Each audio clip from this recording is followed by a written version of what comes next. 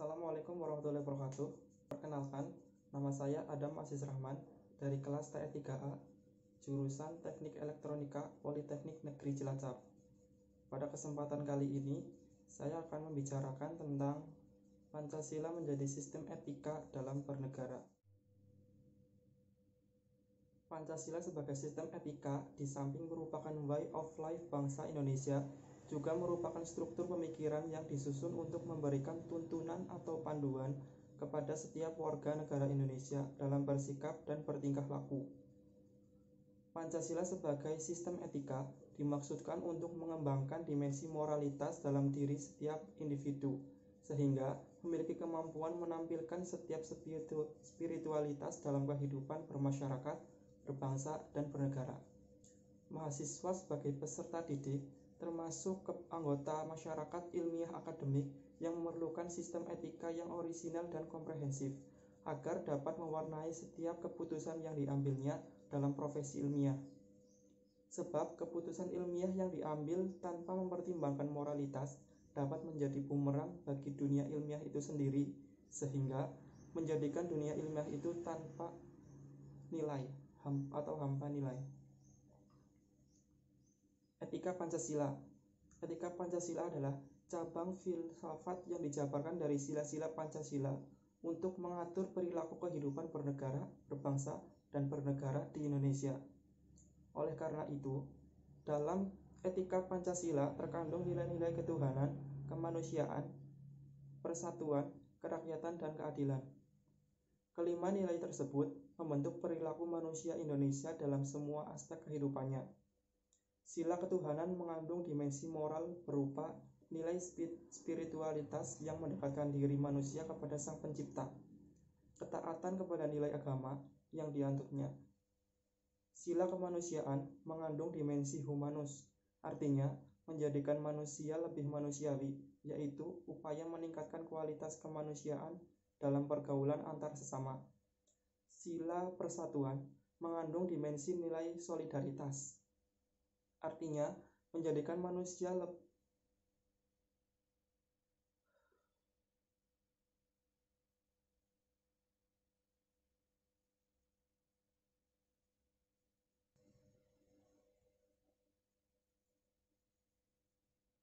Sila persatuan mengandung dimensi nilai solidaritas, rasa kebersamaan, cinta tanah air. Sila kerakyatan mengandung dimensi nilai berupa sikap menghargai orang lain, mau mendengar pendapat orang lain, tidak memaksakan kehendak orang lain. Sila keadilan mengandung dimensi nilai mau peduli atas nasib orang lain, kesediaan membantu kesulitan orang lain.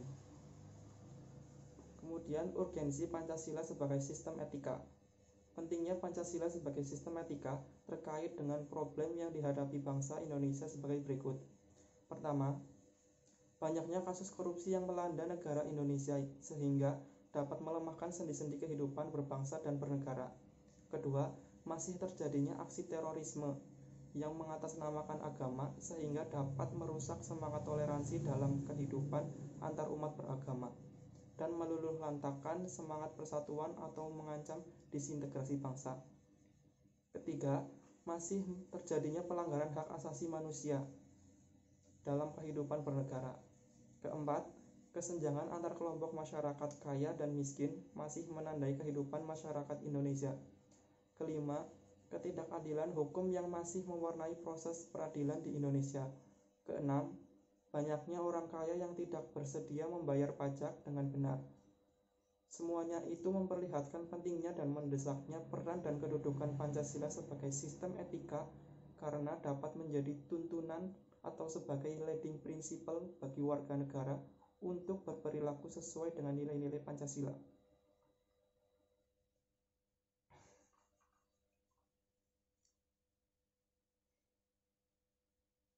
Kemudian, menggali sumber historis, sosiologis, politis tentang Pancasila sebagai sistem etika. Sumber historis.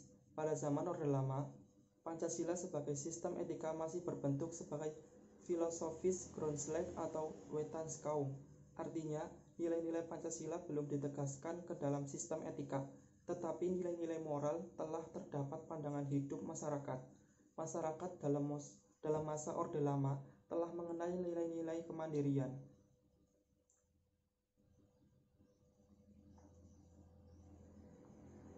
Masyarakat dalam Orde Lama telah mengenal nilai-nilai kemandirian bangsa yang oleh Presiden Soekarno disebut dengan istilah berdikari, berdiri di atas kaki sendiri. Kemudian sumber sosiologis. Sumber sosiologis Pancasila sebagai sistem etika dapat ditemukan dalam kehidupan masyarakat berbagai etnik di Indonesia. Misalnya, orang Minangkabau dalam hal bermusyawarah memakai prinsip bulat air oleh pembuluh, bulat kata oleh mufakat. Masih banyak lagi kata mutiara kearifan lokal yang bertebaran di bumi Indonesia ini, sehingga memerlukan penelitian yang lebih mendalam. Sumber politis. Sumber politis Pancasila sebagai sistem etika terdapat dalam norma-norma dasar sebagai sumber penyusunan berbagai peraturan perundang-undangan di Indonesia. Hans Kelsen mengatakan bahwa teori hukum itu suatu norma yang berbentuk piramida. Norma yang lebih rendah memperoleh kekuatannya dari suatu norma yang lebih tinggi. Semakin tinggi suatu norma, akan semakin abstrak sifatnya, dan sebaliknya. Semakin rendah kedudukannya, akan semakin konkret norma tersebut. Pancasila sebagai sistem etika merupakan norma tertinggi yang sifatnya abstrak, sedangkan perundang-undangan merupakan norma yang ada di bawahnya bersifat konkret. Argumen tentang dinamika Pancasila sebagai sistem etika. Pertama, pada zaman Orde Lama, pemilu diselenggarakan dengan sangat demokrasi yang diikuti banyak partai politik, tetapi dimenangkan 4 partai politik, yaitu Partai Nasional Indonesia (PNI), Partai Muslimin Indonesia (Parmusi), Partai Nahdlatul Ulama (PNU), dan Partai Komunis Indonesia (PKI). Tidak dapat dikatakan bahwa pemerintahan di zaman Orde Lama mengikuti sistem etika Pancasila. Bahkan ada tudingan dari pihak Orde Baru bahwa pemilihan umum pada zaman Orde Lama dianggap terlalu liberal karena pemerintahan Soekarno menganut sistem demokrasi terpimpin yang cenderung otoriter. Kedua, pada zaman Orde Baru, sistem etika Pancasila diletakkan dalam bentuk penataran P4. Pada zaman Orde Baru itu pula muncul konsep manusia Indonesia seutuhnya sebagai cerminan manusia yang berperilaku dan berakhlak mulia sesuai dengan nilai-nilai Pancasila. Manusia Indonesia seutuhnya dalam pandangan Orde Baru artinya manusia sebagai makhluk ciptaan Tuhan yang Maha Esa, yang secara kodrati bersifat monodualistik, yaitu makhluk rohani sekaligus makhluk jasmani, dan makhluk individu sekaligus makhluk sosial. Manusia sebagai makhluk pribadi memiliki emosi yang memiliki pengertian, kasih sayang, harga diri, pengakuan, dan tanggapan emosional dari manusia lain dalam kebersamaan hidup. Manusia sebagai makhluk sosial memiliki tuntunan kebutuhan yang makin maju dan sejahtera. Tuntunan tersebut hanya dapat terpenuhi melalui kerjasama dengan orang lain, baik secara langsung maupun tidak langsung. Oleh karena itulah, sifat kodrat manusia sebagai makhluk individu dan sosial harus dikembangkan secara selaras, serasi, dan seimbang. Manusia Indonesia seutuhnya adalah manusia monopluralis yang terdiri atas susunan kodrat, jiwa dan raga, kedudukan kodrat, makhluk Tuhan dan makhluk berdiri sendiri, sifat kodrat, makhluk sosial dan makhluk individual. Keenam unsur manusia tersebut saling melengkapi satu sama lain dan merupakan satu kesatuan yang bulat. Manusia Indonesia menjadi pusat persoalan pokok dan pelaku utama dalam budaya Pancasila. Ketiga, sistem etika Pancasila pada era reformasi tenggelam dalam euforia demokrasi. Namun, seiring dengan perjalanan waktu, disadari bahwa demokrasi tanpa dilandasi sistem etika politik akan menjurus pada penyalahgunaan kekuasaan, serta machiavellisme, menghalalkan segala cara untuk mencapai tujuan. Sofyan Effendi, Rektor Universitas Gadjah Mada dalam sambutan pembukaan Simposium Nasional Pengembangan Pancasila sebagai Paradigma Ilmu Pengetahuan dan Pembangunan Nasional, mengatakan sebagai berikut.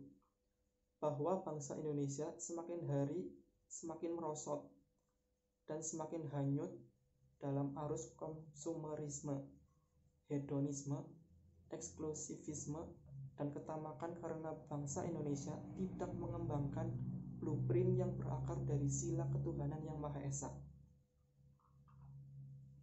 Argumen tentang tantangan Pancasila sebagai sistem etika. Hal-hal berikut ini menggambarkan beberapa bentuk tantangan terhadap sistem etika Pancasila. Pertama, tantangan terhadap sistem etika Pancasila pada zaman Orde Lama berupa sikap otoriter dalam pemerintahan sebagaimana yang tercermin dalam penyelenggaraan negara yang menerapkan sistem demokrasi terpimpin. Hal tersebut tidak sesuai dengan etika Pancasila yang lebih menonjolkan semangat musyawarah untuk mufakat.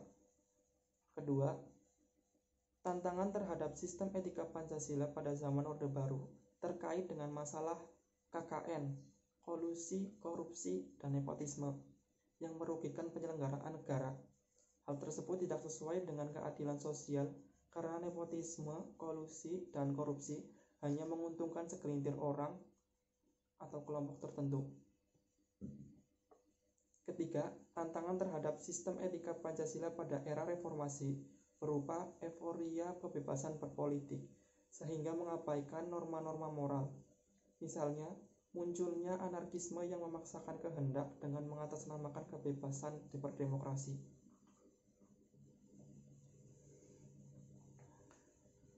Mendeskripsikan esensi dan urgensi Pancasila sebagai sistem etika.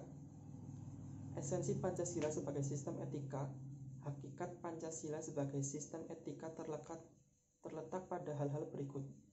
Pertama, hakikat sila ketuhanan terletak pada keyakinan bangsa Indonesia bahwa Tuhan sebagai penjamin prinsip-prinsip moral. Artinya, setiap perilaku warga negara harus didasarkan dan atas nilai-nilai moral yang bersumber pada norma agama. Setiap prinsip moral yang berlandaskan pada norma agama, maka prinsip tersebut memiliki kekuatan untuk dilaksanakan oleh pengikut-pengikutnya. Kedua, hakikat sila kemanusiaan terletak pada actus humanus, yaitu tindakan manusia yang mengandung implikasi dan konsekuensi moral yang membedakan dengan actus homini, yaitu tindakan manusia yang biasa. Tindakan kemanusiaan yang mengandung implikasi moral diungkapkan dengan cara sikap yang adil dan beradab, sehingga menjamin tata pergaulan antar manusia dan antar makhluk yang bersendikan nilai-nilai kemanusiaan yang tertinggi, yaitu kebajikan dan kearifan. Ketiga, hakikat sila persatuan terletak pada kesediaan untuk hidup bersama sebagai warga bangsa yang mementingkan masalah bangsa di atas kepentingan individu atau kelompok. Sistem etika yang berlandaskan pada semangat kebersamaan, solidaritas sosial akan melahirkan kekuatan untuk menghadapi penetrasi nilai yang bersifat memecah belah bangsa. Keempat, hakikat sila kerakyatan terletak pada prinsip musyawarah untuk mufakat, artinya menghargai diri sendiri sama halnya dengan menghargai orang lain. Kelima, hakikat sila keadilan sosial bagi seluruh rakyat Indonesia merupakan perwujudan dari sistem etika yang tidak menekankan pada kewajiban semata atau menekankan pada tujuan belaka, tetapi lebih menonjolkan keutamaan yang terkandung dalam nilai keadilan itu sendiri. Urgensi Pancasila sebagai sistem etika. Hal-hal penting yang sangat urgen bagi pengembangan Pancasila sebagai sistem etika meliputi hal-hal berikut. Pertama,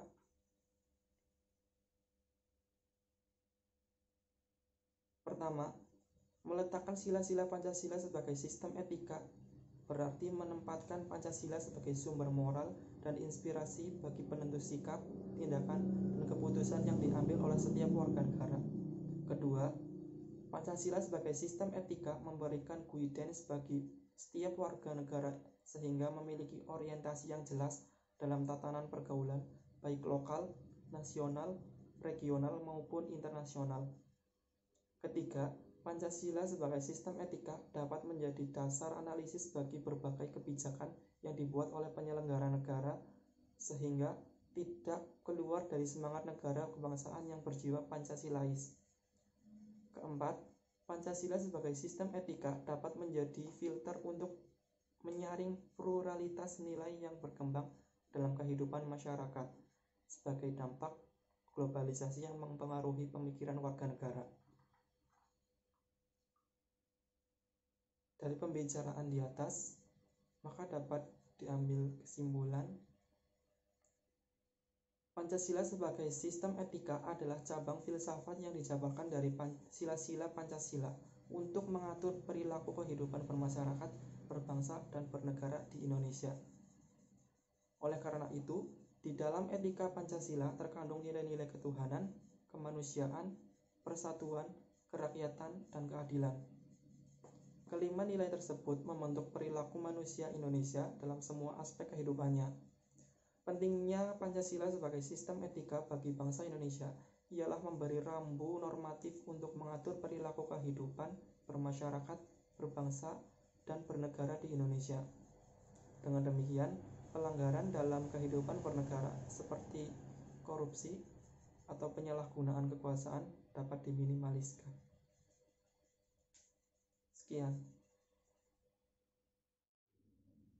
Saya bangga menjadi bangsa Indonesia. Mengapa demikian? Negara Indonesia memiliki penduduk lebih dari 260 juta orang.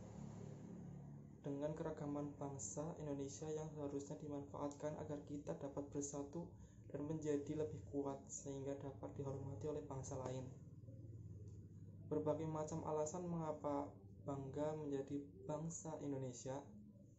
Yang pertama, negara Indonesia adalah negara kepulauan karena memiliki pulau terbanyak di dunia dan kepulauan itu menjadi daya tarik di mata internasional. Hal ini menjadikan kita inisiatif agar menjaga kelestarian dan keindahan pulau di negara ini. Negara Indonesia mempunyai banyak provinsi dan daerah. Masing-masing provinsi mempunyai kebudayaan masing-masing dan adat istiadat masing-masing. Di antaranya upacara adat seperti di Bali, di Jawa, di Sumatera, di Kalimantan, di Papua. Negara Indonesia mempunyai berbagai macam kesenian dan suku. Di antaranya seni tari, nyanyian daerah, seni wayang, seperti tari topeng dari DKI Jakarta, kemudian tari lekong dari Bali, kemudian salah satu lagu dari Jawa yaitu Jeblak-Jeblak Suweng. Batik merupakan warisan nenek moyang Indonesia, khususnya Jawa, yang sampai saat ini masih ada.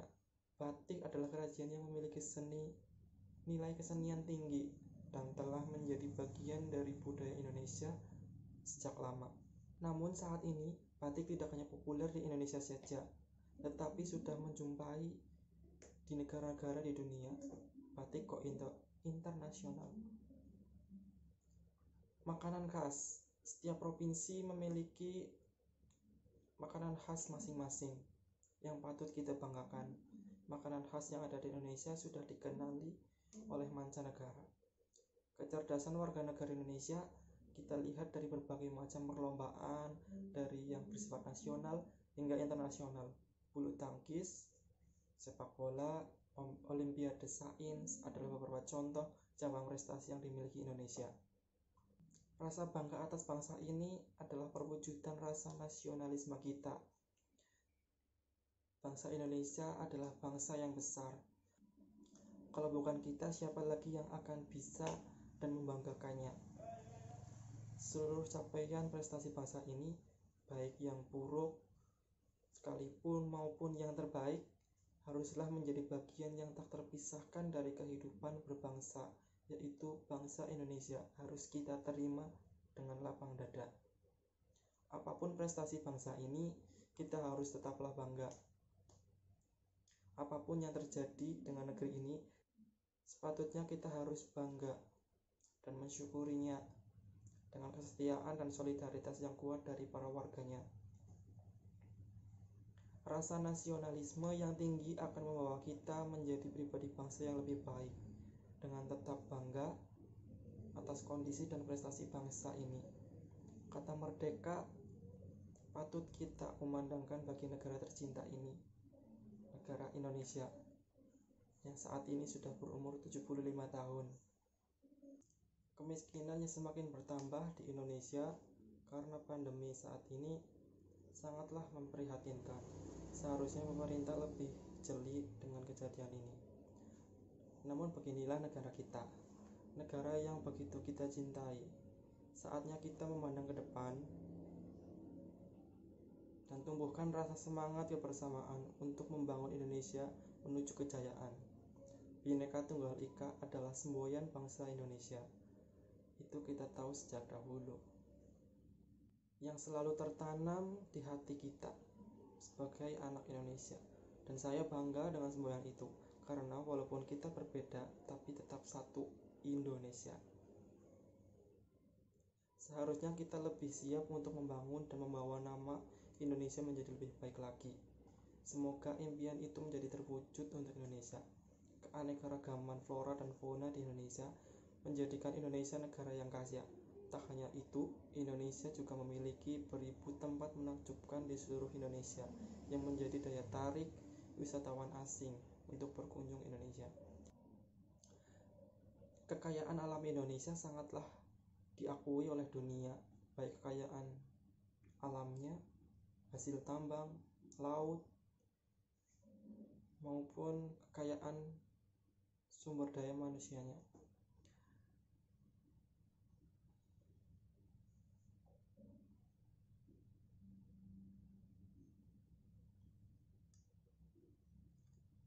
Mulai dari emas, batu bara, minyak bumi, gas alam adalah beberapa contoh dari hasil tambang yang ditawarkan Indonesia. Aneka jenis ikan yang ada di lautan Indonesia, hingga mutiara yang banyak dijumpai di lautan Indonesia.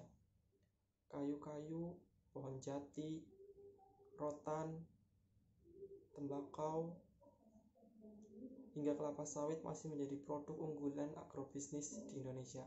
Untuk itu saya merasa bangga menjadi bangsa Indonesia, bangga menjadi bagian alam Indonesia. Alam yang indah ini, meski banyak konflik politik dan ekonomi yang terjadi, kita tetaplah bangsa Indonesia.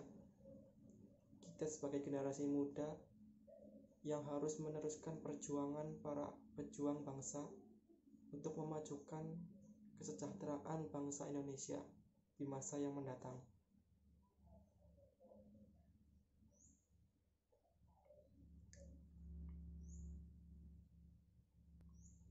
Untuk saat ini, kita semua harus bersatu, saling bahu-membahu, saling menjaga satu sama lain untuk keselamatan kita semua dari wabah COVID.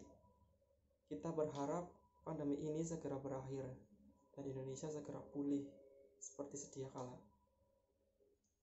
Demikian yang dapat saya sampaikan, kurang lebihnya mohon maaf. Wassalamualaikum warahmatullahi wabarakatuh.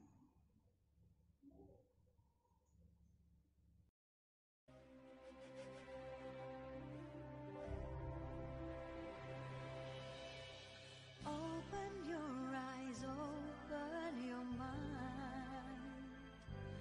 Feel the warmth, see the smile. Friendship and love, that's what I feel.